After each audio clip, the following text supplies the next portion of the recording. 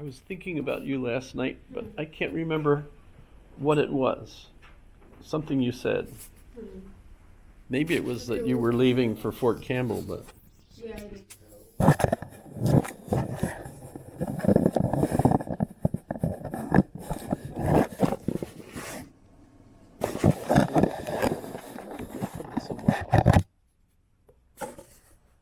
There. Just don't fall. It probably wouldn't survive it. It's not the kind of camera you can take outside in the cold or anything. See, it has. Oh yeah. It's a nice chinchilla. Got it on the recommendation of my friend Joseph. Because my previous camera, which had just died, didn't have that swiveling capacity, and as a result, when you're filming, it's like Yeah, it's true. that smooths everything out.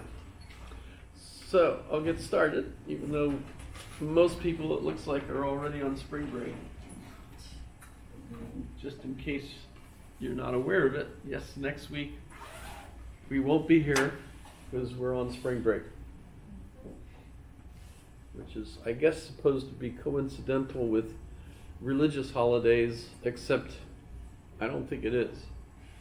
But that's because, it's like the CE Common Era versus the Anno Domini. Everything's all. Nobody even knows why we say that this is the year 2025. We just made it up, basically. However, try changing it. In any case, who are we talking about today? Well, we've been talking about John Locke. As you can imagine, there's plenty of things I haven't said about John Locke that you feel like, gee, I should have mentioned this, I should have mentioned that. The last I think I was talking about was the difference between primary qualities of things that affect our sense organs, but you can't actually see, hear, taste, touch those things. And then the secondary qualities, which are the ones that our senses communicate to us, but those are basically our senses receiving input, and you can't see what's giving them the input. So for example, when my one son in grammar school reported seeing Abraham Lincoln walk through the wall, no one else in the room saw Abraham Lincoln walk through the wall, so the teacher was concerned and explained that, hey, your son is seeing things. And the thing is, mentally, when we do a brain scan, individuals that are seeing things, even if other people aren't seeing them, the brain is actually reacting to something. So the person is actually reporting an experience, right? They're not making it, well, most of the time, they're not making it up, right? The problem is, usually under circumstances like that, your eyes aren't reacting to anything. So you're not actually seeing it, even though the brain is reporting it. What the significance of that, apart from discovering that my son is, having issues. Remember, he was the one that had fetal alcohol spectrum disorder, so we gradually discovered that he had all the Ds, OCD, DDD, whatever Ds there are, dysfunctions. He had all of them. I don't even know if he's still alive, actually. Last I heard, he was in Tacoma and was in the training program to become a fireman. And he's never communicated back since, so I don't know. But in any case, that means there's a disconnect between the brain perceiving what it's perceiving and the senses even perceiving something, and even outside of that, and for Locke, what your senses are seeing, etc., you have no clue whether or not they're reporting accurately or not. Maybe you're psychotic about everything. It could be bad, right? So the empiricist problem is what starts with that disconnect, because we come to realize we don't have a logical way of connecting what we're seeing to the world as it is. And by the way, John Locke, like Thomas Hobbes, believes that we just have a body. Descartes, remember, is a mind-body dualist and famously thinks that the mind and the body are totally different, like spirit and matter, and that they nonetheless intercommunicate with one another. And he even, remember, said the pineal gland is where that happens. Remember, that's Descartes' error. Everybody critiques that and says, how could you imagine that that's a logical interpretation of what's going on? I didn't say that Spinoza is kind of in between Hobbes and Descartes, and he thinks we are a body in one mode, and that mode is in substance. On the other hand, we have a second mode. Remember, human beings have two modes that they perceive the world through. One is the physical mode, senses. The other one is mental, our spiritual mode, right? And remember on the side that God, because God is by definition infinite, he has an infinite number of modes, so we're not aware of all the modes that God can perceive things. We're limited to just two. And here's the interesting, funny thing for Spinoza, is that the mind and the body do not interact. Huh? What do you mean? What do you mean?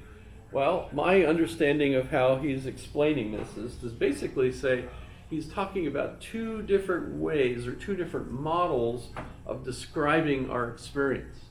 The one model is we describe it through a mental description of things, right?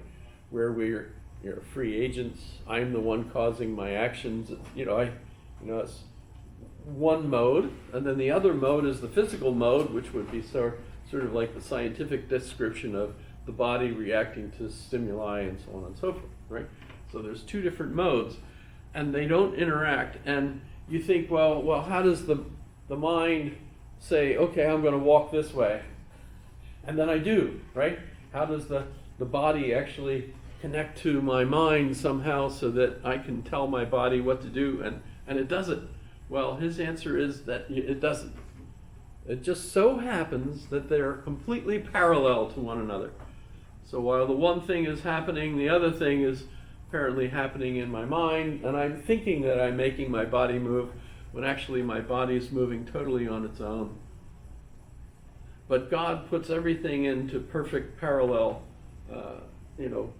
occurrences, so that it seems to us like the body is doing what the mind wants it to do, and the body is telling us stuff that the mind then knows. Of course, the problem, if you take it that way, even if you think of it as two different models, is how does this explain how we know what the body is actually seeing? Because if what we're describing as our mental life is one mode, and the hypothesis that we have a body that's doing all this other stuff is just a hypothesis. We're assuming that it looks like we have a body and that the body is doing all this stuff, etc. Should go down. Leibniz, who's the main focus for today, and I should take you to see his. Thank you, Bert. No idea what he looked like as a child. Lots of different images of him as an adult. That's a wig, by the way. And all the wealthy classes in Europe around that time wore wigs, and they were actually bald. And the reason for that is that way you can have an easier way of taking care of bed bugs and all the other kinds of vermin that they couldn't get rid of. I think I've mentioned that when you see pictures of noble women sitting there with little lap dogs, the reason they invented and had lap dogs was because the fleas would infest the dog and prevent, so it was like your defense. Sorry for the dog. They didn't have flea and tick collars, but at least, you weren't being bit Sacrificial constantly. dog. You had this little sacrificial animal that was basically feeding the ticks. By the way, there's a comic explanation what politics is. Poly means many, and ticks are little blood-sucking creatures. So if you get a chance to plug that in somewhere when you're talking about politics, many ticks. That's wrong, by the way, just in case. It really comes from polis, the Greek word for the city, etc. So that's a wig. They all wore wigs if they could afford them. Many, of course, wore the powdered wigs. Remember all the young people in the Declaration of Independence. They all had powdered wigs. Not all of them, maybe, but you get the idea. This was an interesting way of making people that made hair wigs, and why they had to be white, I guess. I don't know. It was the style. But so Leibniz famously is one of those, they call him a polymath. If you search, he's also a philosopher, he's also a mathematician, he's also an engineer. One of my favorite stories was that on his trip to England, where he tried to visit Hobbes but didn't actually see him, but he did engage with the Royal Society, and so he engaged with Sir Isaac Newton in arguments and so on. He meant to bring his calculating machine. I don't know if it's on this page. There's probably a picture of it. There it is. So this is the calculating machine.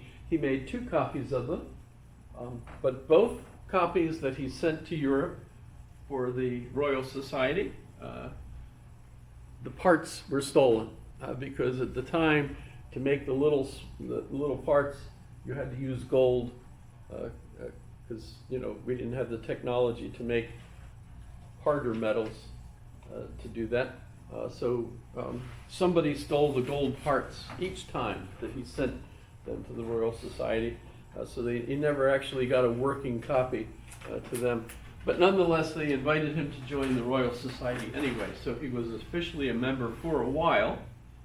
When he published his work on the calculus, though, Sir Isaac Newton, who was the committee head or the president of the Royal Society, cast him out because he was mad personally that he was publishing on calculus when he's the one that's developing calculus as far as he was concerned. Although Sir Isaac Newton called it fluxions. Remember, there's the book, The Calculus Wars, which you can enjoy if you get the chance. You've got a whole week coming up. There's a fun book to read. Although both Sir Isaac Newton and Gottfried Leibniz are too long dead for you to use them for your term paper, so that's not. By the way, one of my favorite books on Leibniz is the book written by Bertrand Russell. As you can see, that was written in 1900 and was actually Bertrand Russell's first major philosophical work.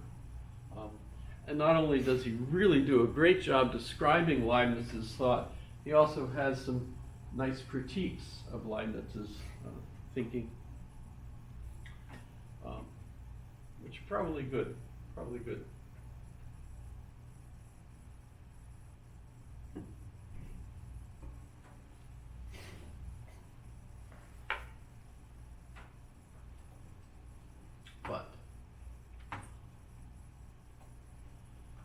But Leibniz, as a young kid, I think like 5 years old or something, it probably says so in the article, started reading in his father's library. His father had a huge library for the time, and Leibniz started reading and learning Hebrew and Greek and French, he's German, English. You know, he learned, and so he's not only a polyglot, a polymath as well. I think polymath is a bigger set of things.